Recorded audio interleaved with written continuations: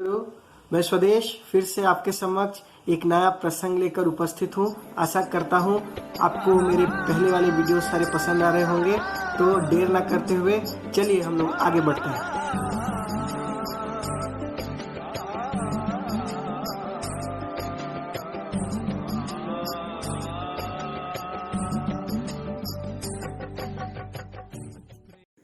जय गुरु।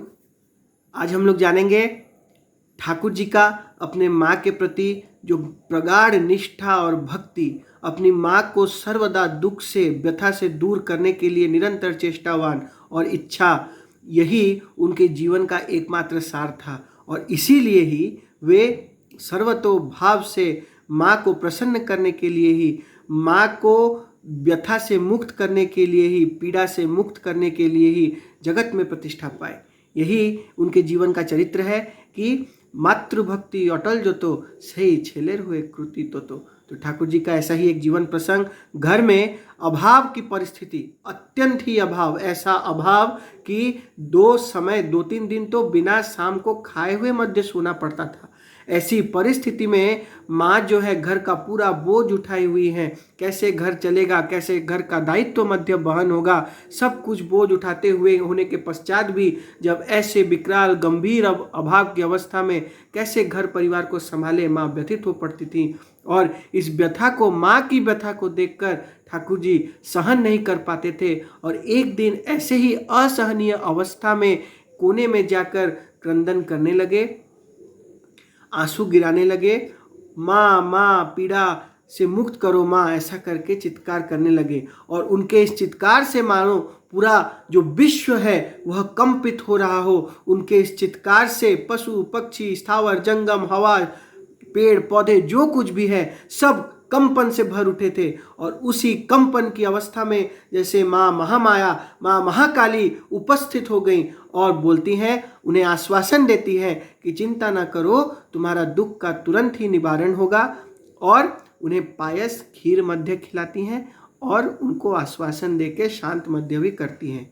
और उस घटना के पश्चात ठाकुर जी का जीवन चरित्र में एक सरप्राइजिंगली चेंज आता है।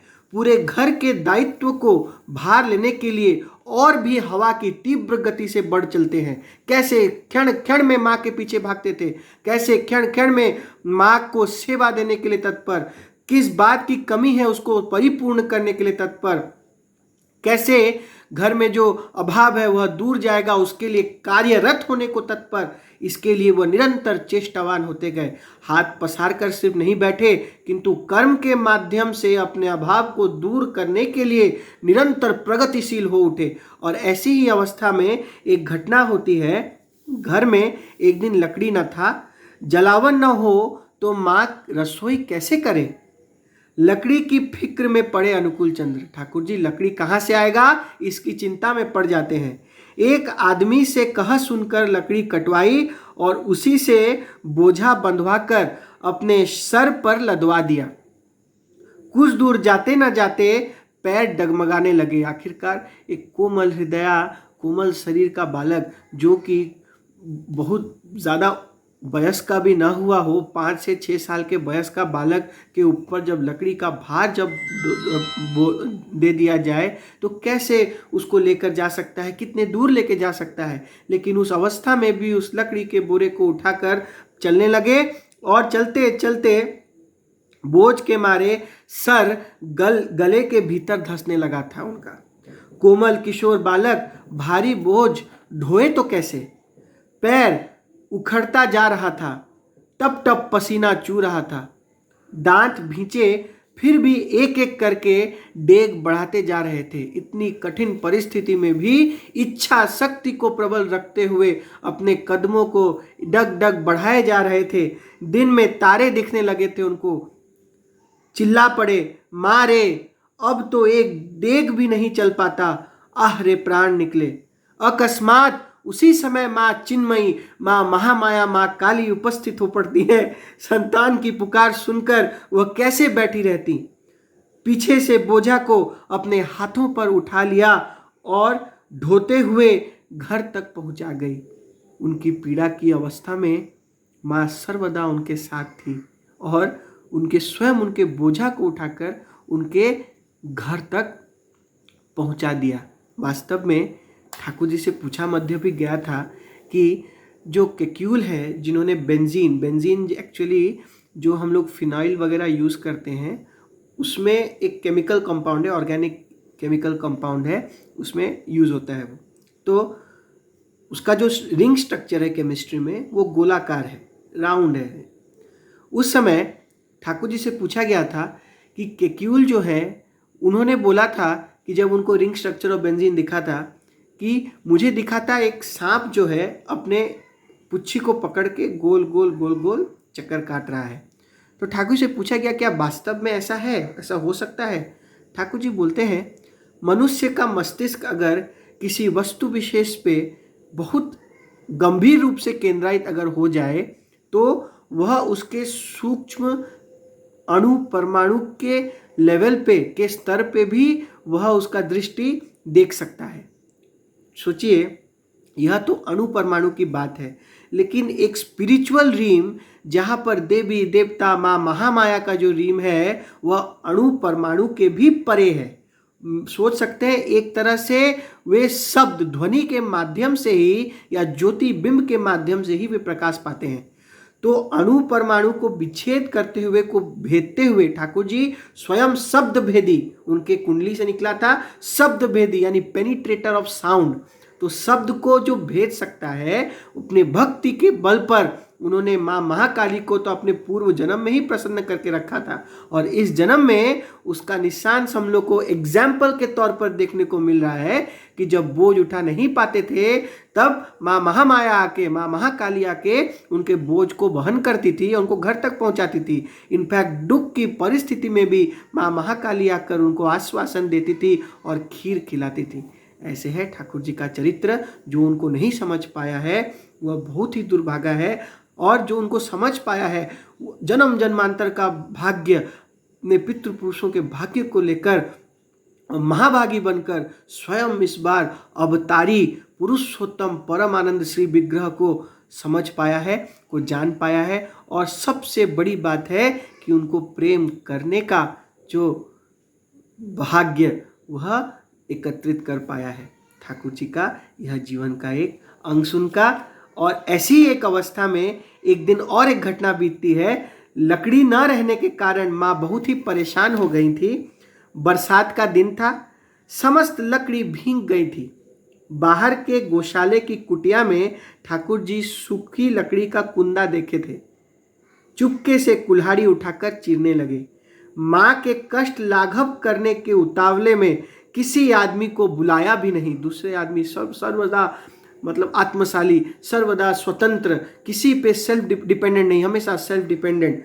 तो ऐसी ही सेल्फ डिपेंडेंस की अवस्था में किसी को बिना बोले कुल्हाड़ी स्वयं उठाया और लकड़ी को तोड़ने लगे। किशोर बालक कुल्हाड़ी चलाना तक नहीं जानते। 2-4 बार चलाते चलाते हाथ थक गया, कोमल उंगलियों में फफोले पड़ गए। अब क्या करे, कुंदे पर मलिन मुख किए चिंता में बैठे हैं। नित्य की कठिनाई से माँ को मुक्त करने की इच्छा क्या व्यर्थ चली जाएगी भगवान? ठीक उसी समय एक कृष्ण वर्ण का तरुण आ पहुंचा। कृष्ण जी के वर्ण का एक यूथ जो है, यंग लड़का है, उस समय आके पहुंचता है। कहाँ से आके पहुंचता है किसी को नहीं पता। कुल्हाड़ी पर माथा टेक आंसू बहाते देखकर बोला, हटो हटो मैं चीरे देता हूं भाई। इतना कहकर कुल्हाड़ी ले लिया और लगा लकड़ी चीरने। बीच बीच में कुछ छेड़खानी भी करता जा रहा था। ये जो छेड़खानी की बात है, ठाकुर जी के जीवन काल से घटना याद पड़ती है।